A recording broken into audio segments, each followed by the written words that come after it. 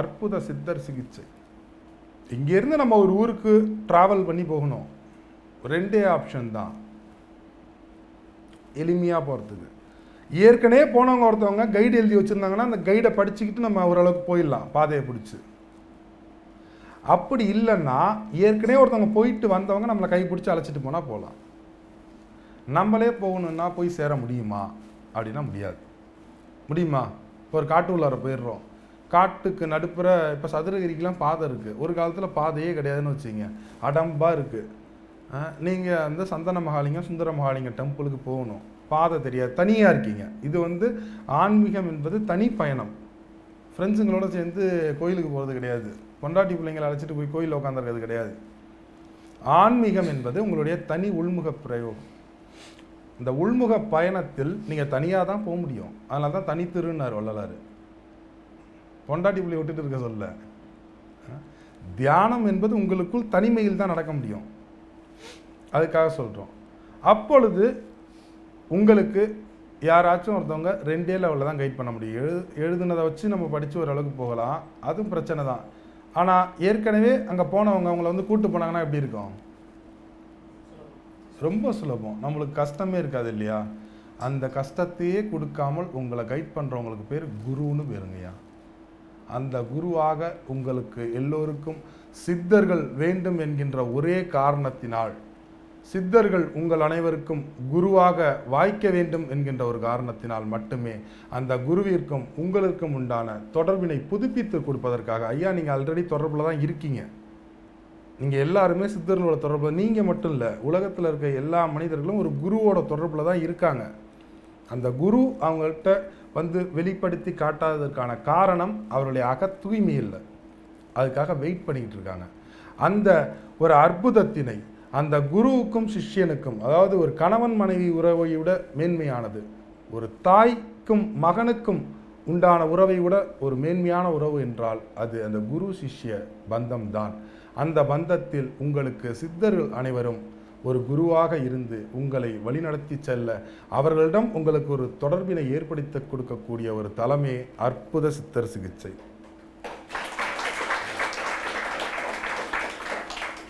அதனால தான் இதுக்கு அற்புத சித்தர் சிகிச்சைன்னு பேர். ஏன்னா இதுதான் அல்டிமேட், உங்களை டெத்லெஸ்க்கு கொண்டு போகிறது தான் அல்டிமேட், வேற ஒன்றுமே அல்டிமேட் கிடையாது.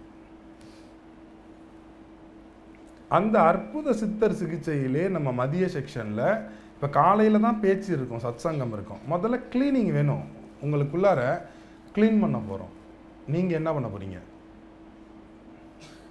சும்மா உட்காந்துருக்கணும் முடியுமா? கஷ்டமான விஷயம். வாழ்க்கையில் எது தெரியுமா ரொம்ப கஷ்டமான விஷயம்? ஏதாச்சும் வேலை கொடுத்தா செஞ்சுடுவீங்க, வேணாவை கொடுத்து ஐயா நான் பேசுகிறதெல்லாம் எழுதுங்கன்னா அழகாக எழுதிடுவீங்க. ஏன்னா அவங்க அறிவுக்கு வேலை கொடுக்குறீங்க. ஆனால் சும்மா இருக்கும்போது அறிவுக்கு வேலை கிடையாது, அறிவே இருக்கக்கூடாது உங்களுக்கு. எப்படி? அறிவே இருக்கக்கூடாது, சும்மா இருக்கும். சித்தர்கள்லாம் சொல்கிறாங்க, ஆங்காரம் உள்ளடக்கி ஐம்புலனை சுட்டு எரித்து தூங்காமல் தூங்கி சுகம் காண்பது எக்காலம். சும்மா இருத்தலே சுகம். பட்டினத்தார் எது சுகங்கிறாரு? அப்போ சும்மா இருக்கலாமா? சும்மா இருக்கிறதுன்னு தெரியுங்களா? இது மாதிரி இருமாம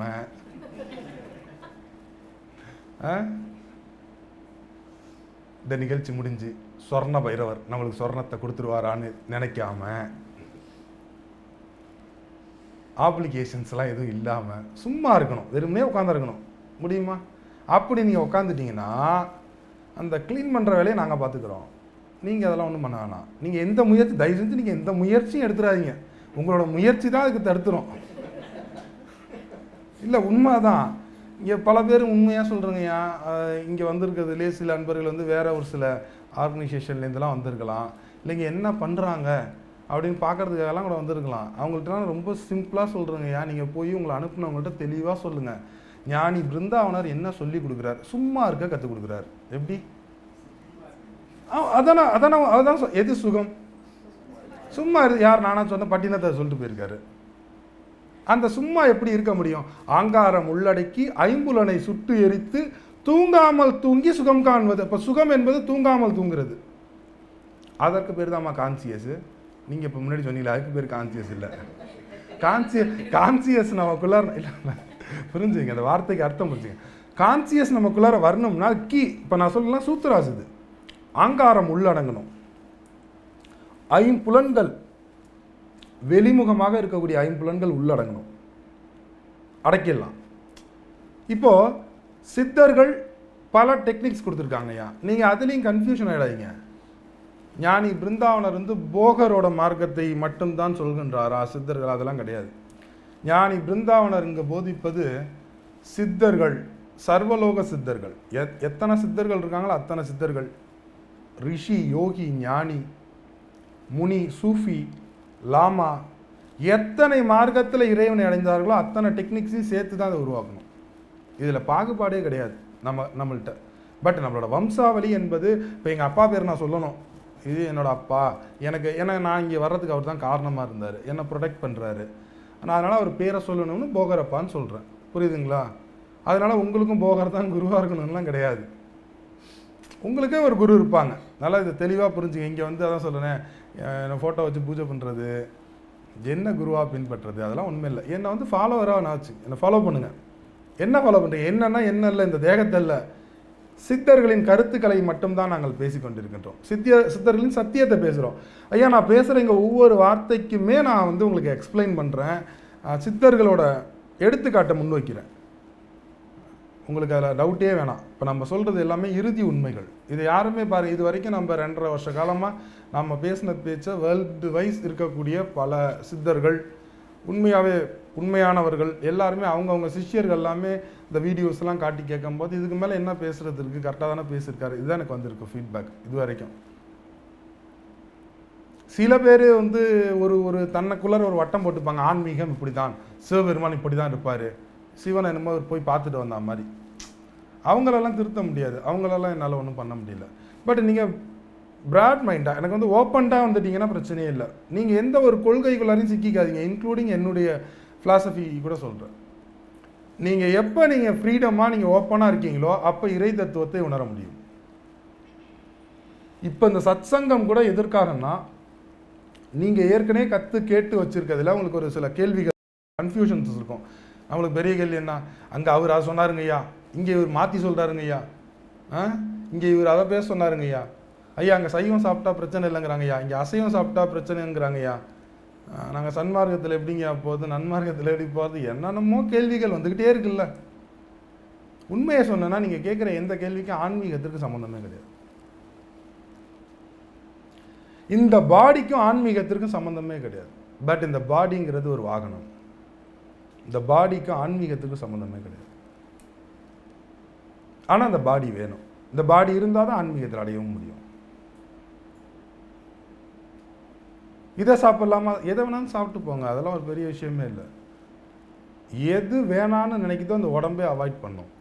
அந்த நிலைக்கு நம்ம தியானம் கற்றுக்கிட்டா மட்டும் போதுங்கிறது. நாங்கள் வந்து சைவம் சாப்பிடுங்க அசைவம் சாப்பிடுங்க நான் கிளாஸ் எடுக்கிறதுக்கு வரல, அதுக்கெல்லாம் வேறு ஆளுங்க இருக்காங்க. இதை சாப்பிட்டால், கீரைகளை வெட்டி நறுக்கி சாப்பிட்டால் விட்டமின் ஏ, கால்சியம் இதில் இருக்குது. நீங்கள் கண்டுபிடிச்சது வரைக்கும் தானே பேர் சொல்கிறீங்க, கண்டுபிடிக்காததுக்கு அறிவியலில் கண்டுபிடிச்ச பேர் vitamin A, vitamin B, C சொல்கிறீங்க. சரி, அப்படியே நான் ஒரு கேள்வி கேட்குறேன், இதுக்கு எனக்கு பதில் யார்கிட்டயாச்சும் தெரிஞ்சவங்கள்ட்ட போய் கேட்டுவாங்க. அந்த உணவெல்லாம் பற்றி பேசிக்கிட்டு இருக்காங்கள்ட்டலாம் கேட்டுவாங்க. நான் கேட்குற கேள்விகள்லாம், உடம்பு 96 தாதுவால் ஆனது, உடம்பு 96 தாதுவால் ஆனது, 96 தத்துவங்கள்னு ஆன்மீகத்தில் சொல்லுவாங்க. நல்லா புரிஞ்சுங்க, அந்த உடம்பு 96 தாதுவால் ஆனது, அதை ஆன்மீகத்தில் 96 தத்துவங்கள் என்று வரையறுக்கப்படுகின்றது. உணவின் மூலம் நாம் உட்கொண்டு, நீங்கள் எதை வேணாலும் சாப்பிடுங்க, கீரை சாப்பிடுங்க, இல்லை நான்வெஜ், வெஜ்ஜிலேயே நீங்கள் வந்து அப்படியே அளந்து சாப்பிடுங்க, நவதானியம் சாப்பிடுங்க, இல்லை மென்று சாப்பிடுங்க, கீழே உட்காந்து சாப்பிடுங்க, நிமிர்ந்து சாப்பிடுங்க, எப்படியெல்லாம் தண்ணி குடிக்காமல் சாப்பிடுங்க, தண்ணி குடிச்சிட்டு சாப்பிடுங்க, அதெல்லாம் பிரச்சனை இல்லை. நீங்கள் எப்படி யார் சொல்கிறாங்களோ அந்த முறையெல்லாம் சாப்பிடுங்க.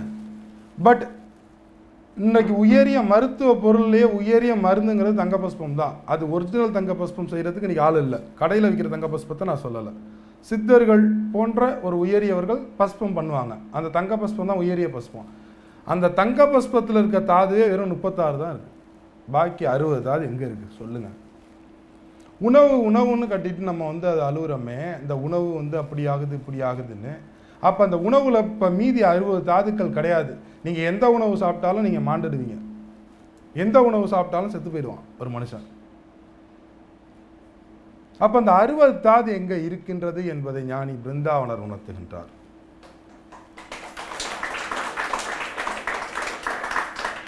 சித்தர்களின் தத்துவத்தை தெளிவாக புரிஞ்சுங்க. சித்தர்களோட பிலாசபி என்ன தெரியுங்களா? ஏதாச்சும் நான் எல்லா சித்தர்களோட நூட்களையும் கொடுக்குறேன், நீங்கள் எல்லாம் போய் பாருங்கள். அகத்தியர் 12,000, போகர் 7,000, திருமூலர் திருமந்திரம், நீ எத்தனை சித்தர்களோட நூலையும் பாருங்கள். எங்கேயாச்சும் ஒரு இடத்துல இந்த உணவு நீ சாப்பிடு அப்படின்னு சொல்லியிருக்காங்களாங்கிறத ஒரு நூலில் எனக்கு எடுத்து காட்டிடுங்க. நான் இதுக்கப்புறம் இந்த ஆன்மீக உரை பேசுறதை நிறுத்திக்கிறேன். நாங்கள் அறிந்த வரைக்கும் எங்களுடைய ஆசான்கள் 15க்கும் மேற்பட்ட ஆசான்கள் உபதேசம் வரைக்கும் உணவை பற்றி எந்த ஆசானும் இது வரைக்கும் பேசினது கிடையாது. ஏன்னா எந்த உணவு சாப்பிட்டாலும் சாவு உண்டு. நீங்கள் சைவம் சாப்பிட்டாலும் செத்து போயிடுவீங்க, அசைவம் சாப்பிட்டாலும் செத்து போயிடுவீங்க. அதில் மாற்று கருத்தே இல்லை. சைவம் சாப்பிட்றவனுக்கும் வியாதி வரும், அசைவம் சாப்பிட்றவனுக்கும் வரும். இப்போ நாங்கள் சைவத்தை மட்டும்தான் சாப்பிடணும். நீங்கள் ஆஸ்பத்திரியே போகாமல் இருக்கீங்களா? உங்களுக்கு ஜுரமே வராமல் இருக்கின்றதா? இந்த கேள்விக்கெல்லாம் விடை கேட்டுக்குங்க. ஆனால் எங்க ஆளுங்க சொல்றாங்க, சித்தர்கள் சொல்றாங்க, என்ன தெரியுங்களா சொல்றாங்க?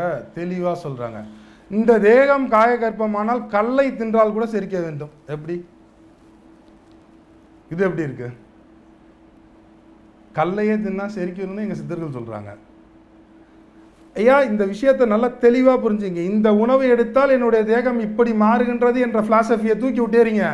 எந்த உணவு சாப்பிட்டாலும் என்னுடைய தேகத்திற்கு ஒற்றுக்கொள்ளும் என்கின்ற அளவிற்கு உங்களுடைய தேகத்தை மாற்றுவதுதான் சித்தர்கள் சொன்ன ரகசியம். 2 விஷயம் தெளிவாக புரிஞ்சுங்க. வெஜ்ஜு சாப்பிடுங்க, நான்வெஜ் அது உங்களோட விருப்பம்ங்கய்யா. ஆனால் அதுக்குள்ளார நான் வரவே இல்லை. ஏன்னா இங்கே உணவை பற்றி நான் கிளாஸ் எடுக்கல. பட் நீங்கள் எதை சாப்பிட்டாலும் உங்களுக்கு செரிக்கக்கூடிய அளவிற்கு உங்களுடைய தேகத்தை மாற்றிக்கொள்ளலாம். உங்களுக்கு விருப்பம் இல்லை, தூக்கி போட்டு நீங்கள் காய்கறி உணவு தான் சாப்பிடணும், சாப்பிடுங்க. உங்களை யார் சொன்னா? பட் காய்கறி உணவு சாப்பிட்டால் வியாதி வருமா வராதா நீங்களே முடிவு பண்ணுங்க. இதெல்லாம் என்னுடைய சில கேள்விகள். இன்று பேசுகிறாங்க இல்லையா, இந்த உலகத்தில் பல பேர் பல மக்களை வழிநடத்துகின்றார்கள். நான் யாரையும் குறை சொல்லலைங்கய்யா. அவர்களுக்கும் இந்த புரிதல் வர வேண்டும் என்பதற்காக தான் இந்த தகவலை கொடுக்கின்றோம். நான் யாரையுமே குறை சொல்லி அவர்கள் செய்கின்ற தொண்டுகளை எல்லாம் தவறு என்று நாங்கள் சொல்லவில்லை. இந்த இடத்துல உண்மையாகவே உணவை மென்று தின்னா நல்லது தான். நொறுங்க தின்றால் 100 வயது. உமிழ் நீர் கலந்து சாப்பிட்டா டைஜஷன் சரியாக ஆகும். அது உண்மையான கருத்து. நான் அதை ஏற்றுக்கொள்கின்றேன். கீழே உட்காந்து சம்பளம் போட்டு குனிஞ்சு நிமிந்து சாப்பிட்டா அந்த ஸ்பைனல் கார்டு ஆக்டிவேஷன் ஆச்சுன்னா உணவு நல்லா செரிக்கும். அதை நான் ஏற்றுக்கிறேன். நான் யாரையும் குறைலாம் பேச மாட்டேன். அது மட்டும் போதாது என்பது என்னுடைய கருத்து. அது மட்டும் போதுமா? பத்தாது. சித்தர்கள் அதையும் தாண்டிவான்னு சொல்கிறாங்க. எதை வேண்டுமானாலும் சாப்பிடு. அதாவது யோகிகளுக்கும் சித்தர்களுக்கும் பெரிய ஒரு டிஃப்ரெண்ட் இருக்குது. யோகிகள் என்பவர்கள் குடில்கள் அமைத்து பார்த்தீங்கன்னா பர்ஃபெக்டாக வாழ்வாங்க. காலைல 3 மணிக்கு எந்திரிப்பாங்க, கங்கையில் ஸ்தானம் அல்லது ஓடுகின்ற நீரில் ஸ்தானம் பண்ணுவாங்க, குளிப்பாங்க. இதெல்லாம் புரியுதா? ஸ்தானம்னா அந்த அளவுக்கு தெரியும்ல. ஏன்னா லாஸ்ட் கிளாஸ் மலேசியாவில் போய் நான் இப்படி தான் ஆர்வத்தில் அப்படியே தூய தமிழில் அப்படியே ஸ்தானம் செய்வார்கள் அப்படின்னு அப்படியே உட்காந்தாங்க மக்கள். லாஸ்ட் கிளாஸ் மலேசியா தான் பண்ணியிருந்தோம். நான் கூட சரி ரொம்ப உறைஞ்சி போய் உட்காந்துருக்காங்க உள்ள இருக்குது நம்மளோட சொற்பொழிவை கேட்டுட்டு நான் அப்படியே பேசிக்கிட்டு இருக்கேன். கொஞ்சம் நேரம் கழிச்சு தான் பேசிக்கிட்டே போகும்போது கொஞ்ச நேரம் அப்படியே நிறுத்தி, ஏங்க நான் பேசுகிறதெல்லாம் புரியுதா? கொஞ்சம் புரியுதுங்க. அட பாவங்களா, 1/2 மணி நேரமாக பேசிக்கிட்டு இருக்கேன்னு. அதை முன்னாடியே சொன்னால் நான் உங்கள் ஸ்லாங்குக்கு வந்துடுவேன், வேற ஒன்றும் இல்லை. அதை அப்படியே அப்படியே சொற்பொழிவாற்ற வேண்டும் என்கின்ற காரணத்திற்காக நாங்கள் தூய தமிழெல்லாம் கதைக்கணும் உரைக்கணும் என்கின்ற அவசியம் எல்லாம் அல்ல. உங்கள் ஸ்லாங்கிலேயே சொல்லலாம். சித்தர்கள் ஃபிலாசபிலாம் அப்படி தான் இருக்கும். பாம்பாட்டி சித்தர் பாட்டு பாருங்கள், குதம்பை பாட்டு அப்படியே கேஷுவலாகவே இருக்கும். சில சித்தர்கள் பாட்டு தான் டஃப்பாக இருக்கும். பல சித்தர்கள் பாட்டு ரொம்ப ஈஸியாகவே இருக்கும். பலருக்கும் அதை அதையே பெரிய டஃப்பும்பீங்க. அப்படி நம்மளும் கொஞ்சம் ஈஸியாக வந்துடுவோமே. புரியுதா? இல்லை என்ன சொல்ல வரோம்னு புரியுதா? இல்லை யாரையும் நாங்கள் குறை சொல்லங்கிறதாச்சும் புரியுதா? சத்தியமாக யாரையும் குறை சொல்ல. ஏன்னா எல்லாரும் ஒவ்வொரு லெவலில் ஏதோ ஒன்று பண்ணணும்னு தான் நினைக்கிறாங்க. தொண்டு பண்ணணும், மக்களுக்கு ஏதாச்சும் ஒரு சில கருத்துக்களை தெரிவிக்கணும்னு பண்ணுறாங்க. பட் அதில் தெளிவு வேணுங்கிறது தான் எங்களுடைய கருத்து. ஏன்னா அந்த தெளிவு வந்துடுச்சுன்னு வச்சுங்க, அவங்களும் தொண்டு செய்வாங்க. ஞானி பிருந்தாவனரே போய் உலகத்தில் இருக்க எல்லா மக்களுக்கும் போய் போதனைலாம் பண்ண முடியாது. எத்தனை பேருக்கு பண்ண முடியும்? இன்றைக்கி ஒரு 100 பேருக்கு பண்ணுறோம், அடுத்த மாதம் ஒரு 200 பேருக்கு பண்ணுவோம், அவ்வளோதான். என் ஆயுள் காலத்துக்கு நான் எத்தனை பேருக்கு ஒரு 1,00,000 பேருக்கு பண்ணியிருப்பேன். அதுக்கப்புறம் யூடியூப் உரைகள் இருக்கும், அவ்வளோதான். ஃபேஸ்புக்கு அவ்வளோதான். பட் தியானம் கற்றுக் கொடுக்க முடியாதுல்ல. தியானம்ங்கிறது இங்கே வரவங்களுக்கு மட்டும் தான் சொல்லிக் கொடுக்க முடியும். யூடியூப்பில் பார்க்குறவங்களுக்கும் அதுங்க பண்ண முடியாது, அதை செஞ்சு காட்ட முடியாது. இந்த கருத்துக்கள் நாங்கள் எதை சொல்கிறோம், எதை வலியுறுத்துகிறோம் என்ற கருத்துக்களை நீங்கள் தெளிவாக ஆழமாக போகணும். இதற்கு பேர் தான் அற்புத சித்தர் சிகிச்சை.